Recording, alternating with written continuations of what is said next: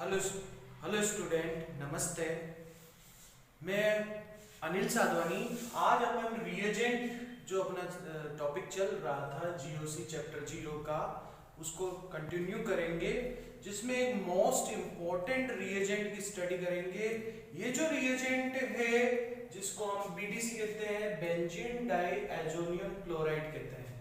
Benzene diazonium chloride intern conversion के point of view से most important reagent है। और कुछ रिएक्शन मतलब आप बोर्ड के एग्जाम में किसी भी बोर्ड का हो, आरबीएसई या सीबीएसई बोर्ड में 101% इसके आपको 3 to 4 मार्क्स मिलते ही हैं।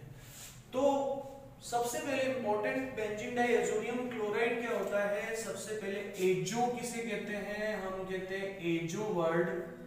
ये एजो वर्ड जो आया है ये आया है एन डबल बॉन्ड एन से, ये एजो ग्रुप कहलाता है। एन डबल बॉन्ड एन को हम क्या कहते हैं, एजो कहते हैं। तो बेंजीन डाइएजोनियम क्लोराइड क्या होगा, बेंजीन N2Cl, इसको एजो ग्रुप कहते हैं। अब एजोनियम वर्ड क्यों आया है, जिसके ऊपर प्लस चार्ज होता है उसको हम एजोनियम कहते हैं। तो इसका नाम हो जाएगा benzene azonium chloride. Benzene azo group, azonium plus और क्लोराइड, तो नाम पड़ गया बेंजीन एजोनियम क्लोराइड। तो ये स्टेबल क्यों होता है उसका डिस्कशन कर लें। 2 मिनट के लिए मैं इसके स्ट्रक्चर को डिस्कस कर लेता हूं। ये है आपका इस तरह का स्ट्रक्चर, मान लेते हैं इसको N triple bond N plus इस तरह का। अब आप ये देखिए कि इसका जो प्लस है, ये प्लस है, सिंगल बॉन्ड है, डबल बॉन्ड है, plus single double bond alternate है। और इस अल्टरनेट होने की वजह से इसके अंदर क्या आ जाएगा, रेजोनेंस आएगा। तो रेजोनेंस के या अनुनाद के कुछ रूल होते हैं, डबल सिंगल डबल, जैसे बेंजीन के अंदर होता है। देखिए बेंजीन के अंदर ऐसे ही होता है, double single double single double. तो इसमें रेजोनेंस हो जाता है कि ये पूरा का पूरा इलेक्ट्रॉन घूमता है। तो डबल सिंगल डबल के अंदर रेजोनेंस होगा। डबल सिंगल पॉजिटिव, जैसे यहाँ पे देख रहे हैं डबल सिंगल पॉजिटिव, इसके अंदर रेजोनेंस होगा। डबल सिंगल नेगेटिव के अंदर रेजोनेंस होता है। डबल सिंगल लॉन पेयर के अंदर रेजोनेंस होता है। तो कुल मिलाकर मैं आपको ये बताना चाह रहा हूं कि ये प्लस है, ये सिंगल है, ये डबल है, ये प्लस है, ये सिंगल है, ये डबल है। तो इनके अंदर क्या बनेगा, रेजोनेंस आएगा।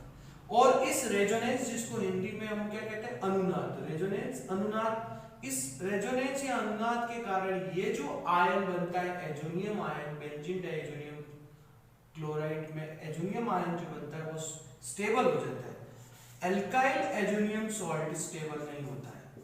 उसका रीजन है कि प्लस सिंगल और उसके बाद रेजोनेंस नहीं होता है। तो आपका एक क्वेश्चन जो बोर्ड का आया हुआ वो इस तरह से हो गया, why benzene diazonium chloride is stable और benzene azonium salt are stable, alkyl azonium salt are unstable due to resonance. इसका रेजोनेंस आप बना के भी एक्सप्लेन कर सकते हैं। अभी मैं केवल डिस्कशन लॉजिकल बात अभी करता हुआ चलूंगा। शॉर्ट में आपको मैं दिमाग में बैठा दूंगा कि एजोनियम जो सॉल्ट है वो स्टेबल है, वो रेजोनेंस की वजह से स्टेबल होता है। देखो inter conversion point of view से, क्योंकि हम स्टडी जीओसी में जो स्टडी कर रहे हैं वो इंटर कन्वर्जन को इंपोर्टेंसी मान के चल रहे हैं, क्योंकि हमें एज ए रिएक्शन तो चैप्टर में ही पढ़नी है। तो हम inter conversion point of view से भी कुछ बैक रिएक्शन से स्टार्ट करूंगा। ये 11th की रिएक्शन है जिसमें बेंजीन को आपने नाइट्रो में चेंज किया था, याद आ गया होगा आपको ये रिएक्शन। तो बेंजीन को हम नाइट्रो में जो चेंज कर रहे हैं वो होता है नाइट्रेटिंग मिक्सचर। तो नाइट्रेटिंग मिक्सचर क्या होता है, concentrate HNO3 plus concentrate H2SO4।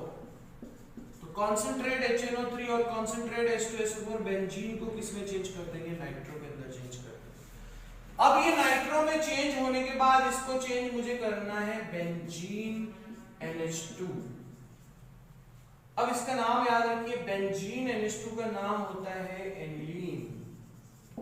तो हमने इस कंपाउंड को चेंज कर दिया एनिलीन के अंदर। इसको आप ऐसे रियाज कर सकते हो, एनिलीन क्या होता है, benzene national highway 2, benzene national highway 2 aniline. इसका नाम क्या पड़ता है आपको बताया, नाइट्रो बेंजीन। अब ये एनिलीन हो गया। एनिलीन में चेंज करने के लिए थोड़ा सा हम इसको पहले रिएक्शन से बात किया कीजिए कि हाँ आप कैसे होंगे। तो ये कहेंगे कि ऑक्सीजन की जगह H लाना है, ऑक्सीजन की जगह H लाना है, तो ऑक्सीजन हटाना है, H लाना है, मतलब क्या हुआ, रिडक्शन यानी कि अपचयन, यानी कि कोई रिडक्शन करना पड़ेगा। इस रिडक्शन, पर्टिकुलर रिडक्शन के लिए 6H चाहिए होते हैं, और उसके लिए आप टिन प्लस कॉन्सेंट्रेट HCl लेंगे। ये लैबोरेटरी पॉइंट ऑफ व्यू से है कि tin plus concentrate HCl nitro को एनिलीन में चेंज कर देता है। तो tin plus concentrate HCl nitro को किस में चेंज कर लेगा, एनिलीन में। लेबोरेटरी में हमें टिन पीस देते हैं, उसको हम नाइट्रो ग्रुप में डालते हैं, कॉन्सेंट्रेट HCl डालते हैं, उसके बाद थोड़ी देर रिडक्शन होता है, रिडक्शन होके वो एनिलीन में चेंज हो जाता है। और इंडस्ट्री पॉइंट ऑफ व्यू से Fe प्लस कॉन्सेंट्रेट HCl लेते हैं, दोनों की रिएक्शन एक ही तरह से होती है। उसके बाद ये एनिलीन में चेंज हो जाता है, और हमें जो पढ़ना है जिससे BDC बनता है, हमें हमेशा BDC पे जाना होगा। तो BDC के लिए आपको एनिलीन पे आना ही होगा। ये एक स्टेशन है जहां से आप BDC पे जाओगे। तो आपको ये लर्न करना है कि भैया हमें बेंजीन से नाइट्रो की घर जाना है, नाइट्रो से एनिलीन के यहाँ जाना है। जब हम एनिलीन के यहाँ जाएंगे तभी हम BDC पे पहुंच पाएंगे। BDC क्या होता है, N2Cl, benzene diazonium chloride, benzene diazonium chloride, BDC पे पहुंचना है। इसके लिए आपने लेना है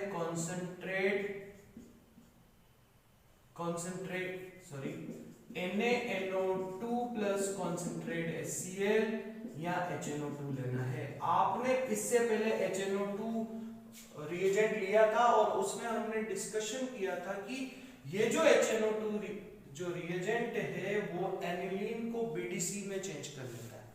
तो एनिलीन को BDC में चेंज करने के लिए हम HNO2 लेते हैं। अब आप ये भी बहुत अच्छी तरह से जानते हैं कि N2 plus is unstable where benzene N2 plus is stable।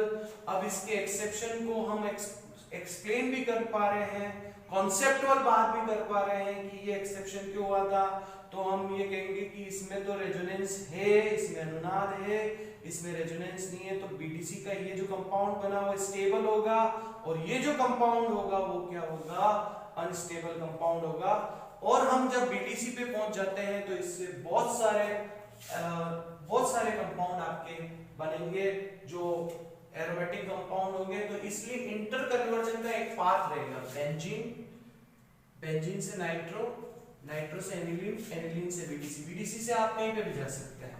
जैसे देखिए कि फर्स्ट स्टेप में मैं ले रहा हूं HCl, CuCl या Cu2Cl2। कई लोग इसमें कैटलिस्ट CuCl2 लिखते हैं, कुछ लोग, कुछ बुक्स इसको ये कंसीडर करती है, कुछ बुक्स में ये है और कुछ बुक्स में ये है। तो आप दोनों में से कुछ भी लिख लिया कीजिए। इसमें कॉपर की वैलेंसी दोनों में ही सेम है। फिर लेते हैं HBr, CuBr, Cu2Br2, उसी तरह से HCN, CuCN। इन तीनों रिएक्शन जो होती हैं, जो BDC पे होती है, इसको हम कहते हैं सैंड मेयर रिएक्शन। तो इन रिएक्शन का नाम क्या हो जाता है, सेंट मेयर रिएक्शन। तो ये रिएक्शन होगी सेंट मेयर रिएक्शन। इसके बाद अगर हम बात कर रहे हैं HCl की, सेम रिएक्शन होती है कॉपर की प्रेजेंस में। तो यहाँ पे और इसमें कैटलिस्ट चेंज हो रहा है, बाकी रिएक्शन सेम होती है। जैसे HBr की कॉपर से, तो यहाँ पे और यहाँ पे क्या चेंज हुआ, कैटलिस्ट चेंज हो रहा है। और इन रिएक्शन को वैटरमैन रिएक्शन कहते हैं। इन रिएक्शन को हम क्या कहते हैं, गैटरमैन रिएक्शन। तो ये गैटरमैन रिएक्शन होगी सैंडमेयर, और दोनों में केवल एक डिफरेंस है कि यहाँ पे और यहाँ पे क्या होता है, कैटलिस्ट का डिफरेंस होता है। इसके बाद जब हम आते हैं HOH, वाटर से रिएक्शन हो सकती है, इसकी रिएक्शन बेंजीन से हो सकती है, इसकी रिएक्शन KI से हो सकती है, इसकी रिएक्शन NaNO2 से हो सकती है। इसके अलावा कुछ और भी हैं जिनसे और रिएक्शन हो सकती है। तो इसमें पार्ट क्या होता है, जैसे इसमें से रिमूव हो जाता है HCl, यहाँ से क्या हो गया HCl, इस तरह से ये क्या रिमूव हो रहा है, ये HCl पार्ट इसका रिमूव हो रहा है, और ये क्या पार्ट रिमूव हो रहा है, N2 रिमूव हो रहा है। तो आपका कंपाउंड क्या बनेगा, बेंजीन यहाँ से रहा, Cl यहाँ से रहा, तो क्या बना, क्लोरोबेंजीन। यहां से क्या बनेगा, ब्रोमोबेंजीन, यहां से क्या बनेगा, साइनोबेंजीन। देखिए तो कंपाउंड क्या बन गया, यहां पे बन गया क्लोरोबेंजीन, बाय प्रोडक्ट यहां पे क्या रहेंगे, N2 प्लस HCl। देखिए कैसे, एक तो N2 प्लस HCl, यहां पे क्या बन रहा है, आप सोचिए, ये क्या है, बेंजीन, ये क्या है, ब्रोमीन, तो क्या बन गया, ब्रोमोबेंजीन, रिमूव क्या होगा, N2 प्लस HCl, ये क्या है, बेंजीन, ये क्या है, साइनाइड, ये क्या बन गया आपका, cyanobenzene plus N2 plus HCl, ये क्या है, इससे बनेगा आपके पास कंपाउंड कौन सा बनेगा, क्लोरोबेंजीन, साथ में क्या रिमूव हो जाएगा, N2 प्लस HCl। अब बताइए ये क्या बनाएगा, ब्रोमोबेंजीन। अब आप समझ सकते हैं ये क्या बनाएगा, बेंजीन के ऊपर OH, बेंजीन के ऊपर OH को क्या कहते हैं, फिनॉल। बेंजीन, देखो यहाँ से बेंजीन है तो यहाँ से बेंजीन मिला, तो ये दो बेंजीन मिल गए, दो बेंजीन जो मिले इसका नाम पड़ता है बाइफेनॉल, इसका नाम क्या पड़ता है, बाइफेनॉल। और इसकी रिएक्शन इससे हुई तो ये बन गया आपके पास iodobenzene, respectively byproduct remove हो जाएंगे HCl प्लस N2, इसमें भी HCl प्लस N2, इसमें HCl प्लस N2, इसके अंदर आपका हो जाएगा KCl प्लस N2। इस तरह से बाय प्रोडक्ट रिमूव होते चलेंगे। इसमें आपका नाइट्रो रह गया, तो बेंजीन के ऊपर नाइट्रो लगा दो तो नाइट्रोबेंजीन प्लस क्या रिमूव होगा, Na का है कंपाउंड, NaCl प्लस N2। तो ये आपकी मेजर रिएक्शन थी, जिसमें से आपको ये याद रखना है कि अगर आपसे पूछ ले कि सैंडमेयर किस पे होती है, BDC पे। सैंडमेयर किस पे होती है, BDC पे। तो आपको याद करना है, और तो मेयर जो है वो सैंड में गिर गया और बीड़ी पी रहा था, मेयर सैंड में गिर गया और बीड़ी पी रहा था। तो मेयर सैंड और क्या BDC से याद हो जाएगा, और क्या है HCl CuCl, HBr CuBr, HCN CuCN। ठीक है, तो BDC पीते समय और वापस कहाँ चला गया, गटर में चला गया। तो आपको ये दो रिएक्शन नेम याद हो जाएगी। तो गटर, BDC, गाटर रिएक्शन, सैंडमेयर रिएक्शन, दोनों कहाँ पे होती है, BDC पे। इन छोटी छोटी ट्रिक्स से हम इसको याद कर सकते हैं। जैसे वापस में अगर आपको रिवाइज कराऊं तो आपको मेजर ये याद रखना है conversion, benzene, nitro, aniline, BDC, benzene, nitro, aniline, BDC। उसके बाद ये कन्वर्जन होंगे, ठीक है। इसकी एक बहुत इंपॉर्टेंट BDC की रिएक्शन है, वो है रिडक्शन ऑफ BDC। BDC मतलब बेंजीन डाइएथेनियम क्लोराइड का अपचयन, इसको क्या कहते हैं अपन, अपचयन। अपचयन ऑर्गेनिक केमिस्ट्री का मतलब है H कहीं ना कहीं से ऐड करो। रिडक्शन का मतलब ओनली यहाँ पे होता है H, फ्री H को नेसेंट हाइड्रोजन का एडिशन होता है। जैसे ही आप देख रहे हैं BDC, बेंजीन, N2Cl, इसकी रिएक्शन में करा रहा हूं H3PO2 से, हाइपोफॉस्फोरस एसिड से। हाइपोफॉस्फोरस एसिड की ये रिएक्शन आपकी बोर्ड में आई हुई है। इसमें ये बात ध्यान रखनी कि हाइपोफॉस्फोरस तो देते हैं, लेकिन वाटर हमें याद रखना पड़ता है कि रिएक्शन में पार्टिसिपेट करेगा। अब आप ये जानते हैं कि ये जो फास्फोरस है इसको क्या पसंद है, ऑक्सीजन। पापा जी को क्या पसंद है, लड्डू। तो ये बात सिंपल सी है, ये P किसके साथ जाएगा, O के साथ, तो हमारे पास क्या आ जाएगा, H। तो हमेशा याद रखिए कि P हमेशा किसको अपनी तरफ खींच लेगा, ये ऑक्सीजन को, तो हमारे पास रहेगा H। तो ये एक H यहाँ रह जाएगा और एक H यहाँ रह जाएगा। तो ये किसका फॉर्मेशन हुआ, बेंजीन का। H लगा दो, इसका मतलब क्या, बेंजीन है। तो जैसे मैंने बेंजीन H मतलब benzene plus N2 plus HCl। इस रिएक्शन को मैं वापस रिपीट कर लेता हूँ। हमने BDC लिया, बेंजीन N2Cl लिया, इसकी रिएक्शन कर रहे हैं हम H3PO2, इसको क्या कहते हैं, हाइपोफॉस्फोरस एसिड। और इसकी रिएक्शन किससे कर रहे हैं, वाटर से। इस तरह से रिएक्शन हुई, ये ऑक्सीजन ऊपर चला गया, ऑक्सीजन को P बुला लेगा, हमारे पास H रहेंगे, ये H यहाँ आएगा और ये H यहाँ आ जाएगा। इससे किसका फॉर्मेशन होगा, बेंजीन का फॉर्मेशन होता है। नेक्स्ट एक और रिडक्शन है जो आपका CBSE में रिपीट में पूछा हुआ है, वो सिंपल पैटर्न में इसी तरह से पूछा हुआ है। इथेनॉल दिया हुआ था, कॉपर की प्रेजेंस में हीट। कॉपर जो है एक कैटलिस्ट है, वो एक्चुअली रिएक्शन अल्कोहल से H रिमूव करने के लिए करता है। तो ये यहाँ से H रिमूव करता है, तो ये हमें कितने H देता है, 2H। तो कॉपर इसको कहता है अल्कोहल को भैया H रिमूव करना। ये एक कॉमन अल्कोहल की रिएक्शन है, अल्कोहल के चैप्टर में पढ़ोगे, जिसका नाम भी आप पढ़ोगे, डिहाइड्रोजीनेशन, डिहाइड्रोजीनेशन, हाइड्रोजन का रिमूव होना। तो ये डिहाइड्रोजीनेशन टाइप की एक रिएक्शन होगी, जिसको आप कहाँ पढ़ोगे, अल्कोहल में पढ़ोगे। अभी उस डिस्कशन के बाद में कॉन्सेप्ट ये कहेगा कॉपर इससे H निकालता है। आप इस कॉपर की टेंडेंसी को ध्यान रखना, कॉपर जो है वो H को हटा देता है। तो कॉपर किसको हटा रहा है, H को। तो H को हटाने के बाद वो H जो है, वो जो फ्री हुए वाले H वो यहाँ आ जाते हैं, और ये जो H है वो किस में चेंज हो जाता है, बेंजीन में चेंज हो गया। ये चेंज हो गया आपका बेंजीन में, फिर बना N2 और फिर बन गया HCl। ये बेंजीन N2 और HCl, इस तरह से फॉर्मेशन हुआ इसका। ये एक इंपॉर्टेंट रिडक्शन है।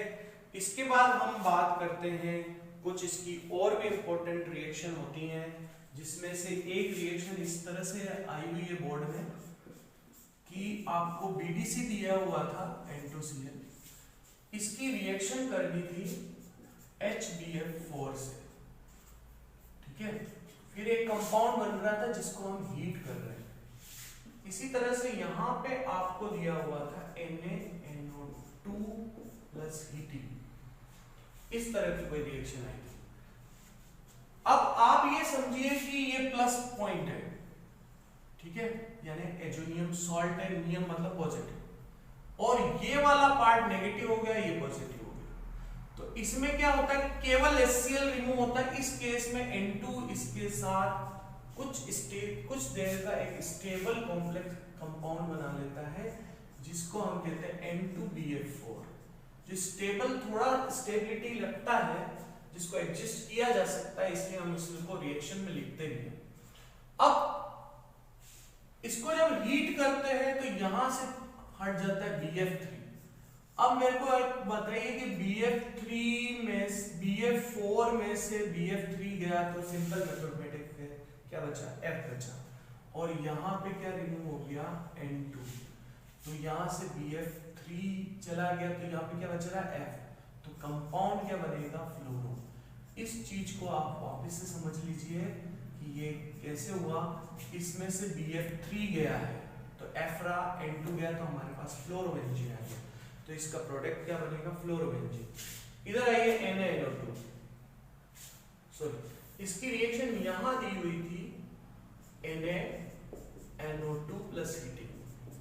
अब आप हीटिंग के प्रोसेस को जानते हैं कि ये क्या रिमूव होने वाला है, यहां से रिमूव होता है N2, और यहां से क्या रिमूव होने वाला है, यहां से रिमूव होने वाला है BF3, ठीक है। तो N2 रिमूव हो गया, BF3 रिमूव हो गया, एक फ्लोरो बचा है, ये फ्लोरो Na के साथ आ जाएगा, तो ये नाइट्रो यहाँ आ जाता है, इस फ्लोरो की जगह मान लो, तो यहाँ पे बनेगा आपके पास नाइट्रो।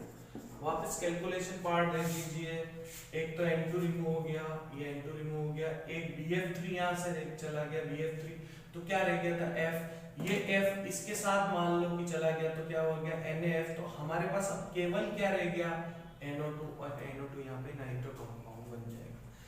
इसकी एक जो नेक्स्ट मोस्ट इंपॉर्टेंट रिएक्शन है जिसको हम कहते हैं कपलिंग रिएक्शन। कपलिंग रिएक्शन को जिसको हम दूसरा नाम देते हैं युग्मन अभिक्रिया, क्या कहते हैं इसको, युग्मन अभिक्रिया। तो ये जो युग्मन अभिक्रिया होती है कपलिंग रिएक्शन, वो होती है बीडीसी की एनिलीन के साथ और फिनोल के साथ, ठीक है। उसके अलावा और कंपाउंड हैं जो कि पेरा पोजीशन पे एक्टिव हाइड्रोजन या एक्टिव हाइड्रोजन जो रखते हैं उनकी कपलिंग रिएक्शन होती है। एक बेंजीन डाई बीटा नेफ्थोल होता है जो बीडीसी के साथ कपलिंग रिएक्शन दे सकता है, बीटा नेफ्थोल। पर अभी हम इन दोनों का डिस्कशन करेंगे। सबसे पहले, उससे पहले मैं आपको कुछ नेम समझा देता हूँ। N-double-bond-N, इसको हम कहते हैं एजो। इस कंपाउंड का नाम क्या पड़ जाता है, एजो कंपाउंड।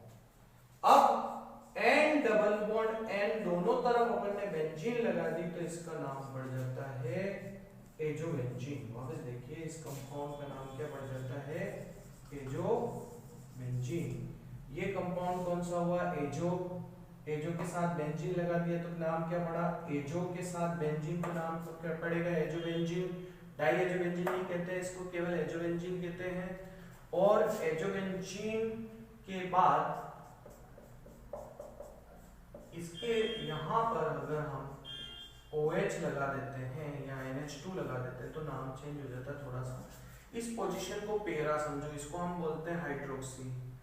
हाइड्रोजन और ऑक्सी, ये पेरा बिल्कुल सामने है, देखो पेरा हाइड्रो ऑक्सी एजो बेंजीन। इस तरह से नाम क्या पड़ गया इसका, पेरा हाइड्रोक्सी एजोबेंजीन। एक बार आप इसको लिख लीजिए क्योंकि मैं इसके बाद कपलिंग रिएक्शन को एक्सप्लेन करूंगा। ये कंपाउंड एजोबेंजीन, पेरा हाइड्रोक्सी एजोबेंजीन।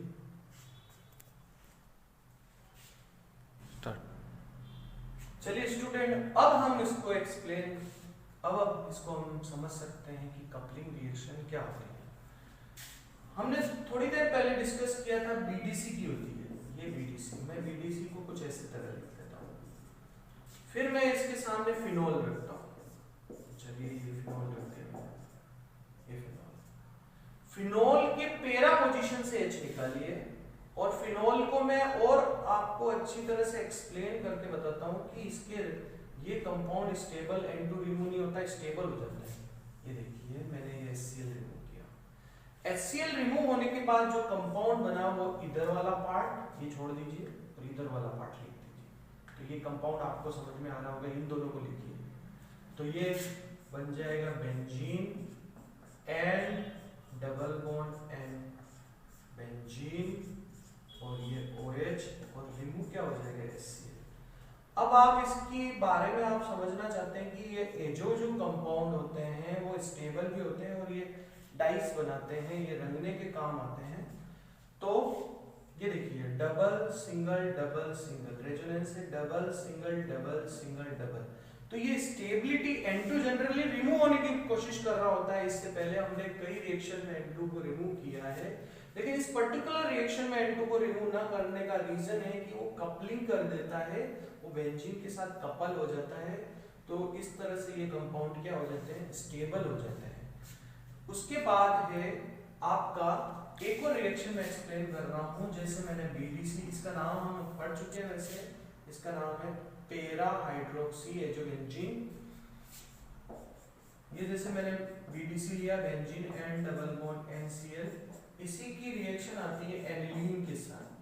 किसके साथ आती है, एनिलीन के साथ। ये एनिलीन के साथ इसकी रिएक्शन हुई, तो अब रिमूव क्या हो रहा है, HCl। ये HCl रिमूव हो रहा है, वो कुछ कंपाउंड इस तरह से बनाएगा, benzene N-double-bond-N benzene plus NO2। इसको हम अमीनो कहेंगे और पेरा पोजीशन पे तो नाम हो जाएगा पेरा अमीनो एजो बेंजीन। तो नाम क्या पड़ गया इसका, पेरा अमीनो एजो बेंजीन।